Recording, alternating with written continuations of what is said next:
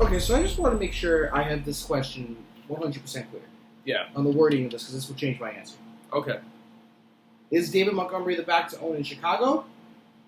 Yes. The question. Okay. Okay. Just want to make sure that's 100% how this is worded. Yeah. Because it doesn't change the fact that I stand by David Montgomery as the back to own in Chicago. But I will say there are two very, very, very startable running backs on the Chicago Bears this season. So your answer is yes, he is. David Montgomery is going to be the bell cow, and I think David Montgomery has the highest upside in the Chicago Bears offense. Okay. Like, possibly overall. Okay. And Tariq Cohen is definitely going to have a very large role in this offense. I don't know if you've looked into the Vegas, like if you look into betting the Vegas or anything like that, but the betting, the bets are starting to come in a little bit on who people think are going to be the MVP. Yeah. And do you know who's leading that? Consider the odds too. It's not elite quarterback. It's not Mitchell Trubisky. It's 100% Mitch Trubisky. I am tired of that bullshit talk that we're getting. In Has Las one Vegas, game with 6 touchdowns. More bets have been placed on Mitch Trubisky to win the MVP this year than any other player in the NFL right now. Wow. And I'm going to start by saying that this is going to enhance my argument. You want to take guys with good quarterbacks in fantasy football. Yeah. Because Trubisky is a good quarterback. MVP? I don't know. You might as well take your $20 bill and wipe your ass with it. But continue. If they win 12 games, there's a weird chance the NFL gives it to Trubisky if he has a few highlight plays. This is why guys just get awards not deserving. Yes. And I think for a quarterback like Trubisky to have a guy like David Montgomery there to really enhance what he does and take the pressure off him, and then also have a running back like Tariq Cohen that he could check it down to and get himself out of trouble. Yeah. I think it's a very, very good 1-2 punch. Honestly, the quality in which we haven't seen, I'm not comparing David Montgomery to the player I'm about to name. Yeah. It's totally different. But in terms of a 1-2 punch, this is LaDainian Tomlinson and Darren Sproles like. In terms of what they bring to the offense. I'm not saying David Montgomery's LaDainian Tomlinson, but hear me out here. Okay. Last year, Jordan Howard had the 6th most attempts in the NFL with 250. Yes. Matt Nagy comes from the Andy Reid coaching tree. Yeah. David Montgomery, you watch him play, his pro comparisons Kareem Hunt. Like, it is without a doubt, and I'm going to tell you why. 710 of his rushing yards came after contact in 2018. In fact, Jordan Howard you're referring to? No, David Montgomery now. Okay. In fact, the Cincinnati, Ohio native became the all-time leader in forced missed tackles in the Pro Football Focus era with 104 forced missed tackles. That's interesting. This guy does not go down on the first hit. Emphasis on the Kareem Hunt measurables and comparison. I didn't say the measurables, but I'm going to say them now. 4.640, 15 reps on the bench, 28.5 vertical. I do not have Kareem Hunt's numbers next to me. Weighed in at, I believe, 222 pounds as well. He's a big boy. Big guy, yeah, big guy. Definitely has NFL size. In 2018, he had 1,216 rushing yards in college. Mm-hmm. He also caught 71 passes for 582 yards and 0 touchdowns in college for his career. He played 4 years, or what? 3. 3 years. And he didn't even start as a freshman. He really only got the bell cow work as a second and third year. Okay. So he's capable of catching the ball. He's not the best at it. Yeah. I'm not sitting here saying he's Tariq Cohen anyway in the back, coming out of the backfield. No, but David Montgomery can catch a decent amount of passes. He's not great, but he's capable. He's not Derrick Henry. Yeah. In 2018, he had 7 separate games in which he ran for over 100 yards, and for the season, he averaged over 100 yards per game. This is the model of consistency. I think the Bears' defense is going to allow for a positive game flow for David Montgomery. The lack of elite weapons on the outside is going to require an elite running game for the Bears' offense to take the next step that I think they could. Mm-hmm.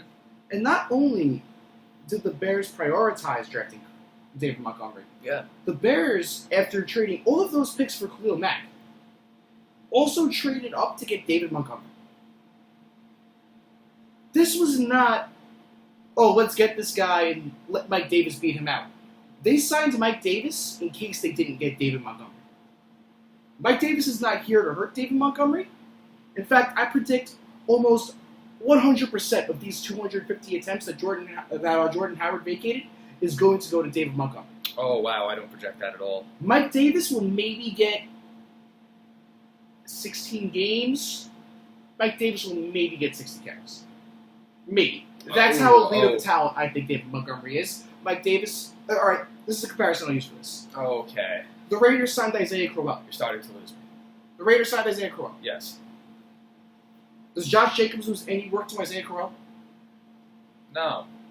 This is what teams in the NFL do. The Saints did it also with Latavius Murray, except they didn't draft one. It was more of an insurance policy. Yeah. NFL teams bring in veteran running backs at cheap prices before the NFL draft, in case they don't get the guy at the price they want in the NFL draft. Yeah. The Rams signed Malcolm Brown, in case they didn't get Darrell Henderson. If I could just point out what I think is different in the situation, I'm not sure how much you have left to say about Montgomery, but No, I'm pretty much done. Okay, well, if you mind me working into mine, then the difference I don't take exception because that would imply like I'm angry about it. I'm not. You know what I'm saying? I only get angry during the season when guys get hurt and things of that nature.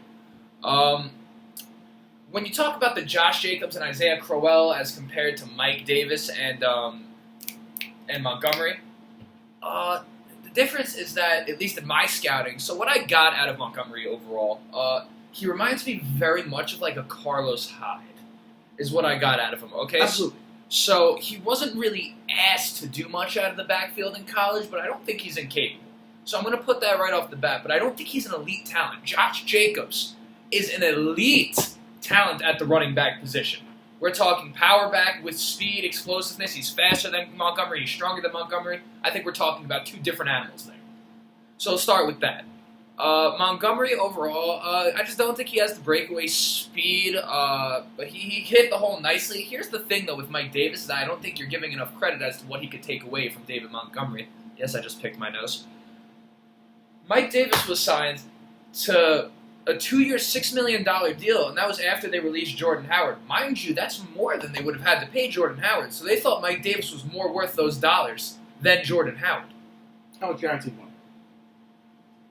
Per year? I mean, right here I don't have it in front of my face, but I recall I was reading an article. Specifically, it was just more money to Mike Davis, guaranteed, than would have been to Jordan Howard. So they thought the money was better put there. And Charles London, the running back coach of the Bears, when asked about Mike Davis, called him physical, said he had great hands, he's smart, good in pass protection, all-around versatile back, said he was going to be a tremendous asset. Sure, there's coach speak, but I think they really liked him. Mike Davis was excellent last year, in my opinion. If people forgot, he did have 514 rushing yards. He did have 34 receptions, so he proved he was able to do those types of things. So let's assume Cohen had like 100 carries last year.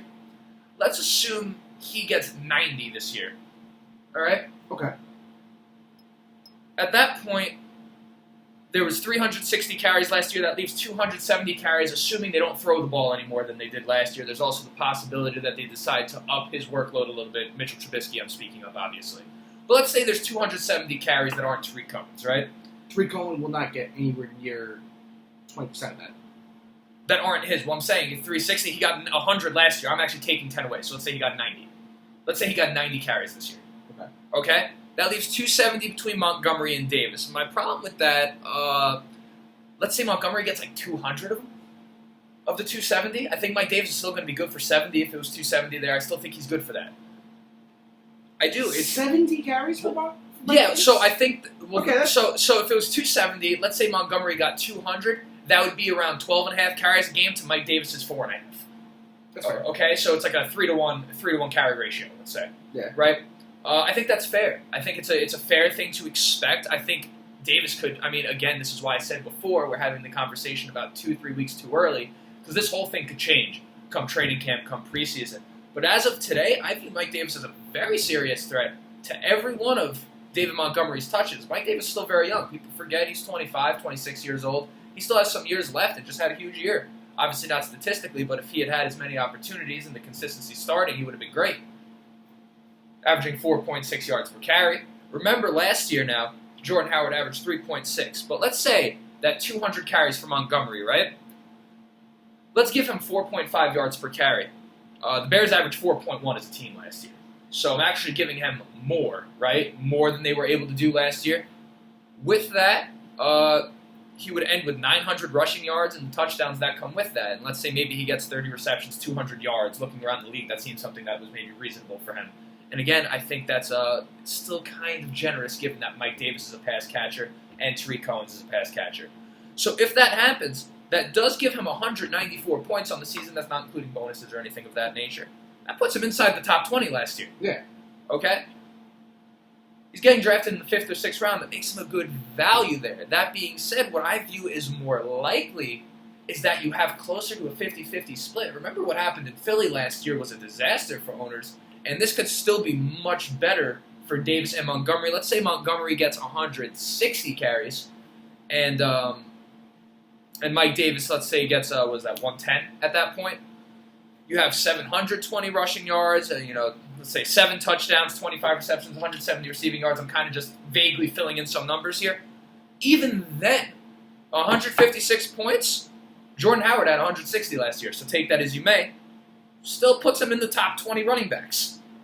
So do I think he's technically, it depends on what you think the question means. The back to own in Chicago in the sense of a breakout, I don't view, a lot of people are looking at a huge statistical breakout. I don't see it as likely. What I view as likely is probably in the 700-800 yard range, things of that nature. I think I'll still put him in the top 24. I think he has a very, very good chance of finishing inside the top 24. Worst case scenario, though, I think he could be a guy that only finishes with maybe 500 rushing yards, things like that, if everything goes Mike Davis's way. That's if, right? I'm giving him the credit on that talent. Again, this could change right out of the preseason, right out of the first game, training camp reports, so on and so forth. But as of today, I do think he's worth the pick. I'm not ready to say he's the back to own, but I do think he's worth the pick. That's fair. No, that's totally fair because I don't know, we obviously have different we obviously evaluate the talent a little differently. Yeah, I don't view him as an elite talent at all. I don't think that next thing is that I don't see what he brings to the offense that's particularly different than Jordan Howard. But he does move a little faster than Howard does in between the tackles. He's also better at catching the ball than Jordan Howard. Yeah, but they have 2 pass catchers, so I'm just not sure that they're going to prefer him in that role as compared to Cohen, who's obviously proven, and Mike Davis, a great pass blocker and catcher out of the backfield, did very well in that role for Seattle last year. I think in terms of those reps, Montgomery's 3rd in line. So I think realistically, if he's the breakout, he's going to have to do it on the ground and then force himself into those pass situations from the reps that he's getting from being a beast on the ground. I'm not sure he has enough talent to run away with it. I'm not sure. I don't think so. That's fair. But again, I think great chance of finishing inside the top 24, so I still think he's worth that pick as long as he stays there. I'm assuming that after the preseason, he'll probably be maybe a 3rd or 4th round pick even. I could see him getting as high as the 3rd. And I can't do it in the 3rd. There's no way. Unless he shows something that I didn't see in college in the preseason. If they just say if they just name him the starter, and I see the same things I saw out of him in college, I'm going to still assume that what I'm saying here with Davis taking those carries is correct. Interesting. Yes. Because I'm of the opinion, this is my prediction for the year. David Montgomery will have very similar numbers that you were saying as like a reasonable ceiling.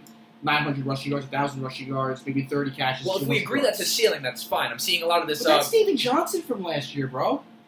Yeah, but that wasn't that good. And he was not going to. Yes. Yeah, but he's not going to do what David Johnson did out of the backfield. We don't compare him to David Johnson. No, hold on. 30 catches, a couple hundred yards, 1,000 rushing yards. I mean, it's almost the same ballpark. What did David Johnson have last year? 1,300 scrimmage? Yeah, that's it. Yeah, but what was that, 400 receiving yards? He had about 900 rushing. I don't think Montgomery has any chance of breaking like 250 receiving. That would be miraculous if he hit 250. Chance of breaking 200, 250, and 1,000 yards. I disagree. I don't think he has any chance of breaking 250. 200, I think, would be real nice if he pulled that off. I'm not going to lie. I think it'd be nice if he pulled off 200 out of the backfield. But again, we agree. But if we agree that that's his ceiling, we both agree then that maybe everyone's just a little too excited about David Montgomery. Can we agree there? Because I'm seeing a lot of rookie of the year running back over 1,000 yards type predictions. I don't see it. Absolutely possible. Don't see it. His ceiling, like okay, when I talk about a player's ceiling, yeah, there's a practical ceiling, and then there's this like unreasonable ceiling. David Montgomery's unreasonable ceiling is like just break out like Kareem Hunt. I think it's possible. Oh no, he's not that good. The Bears have the line to make that. He's not that good.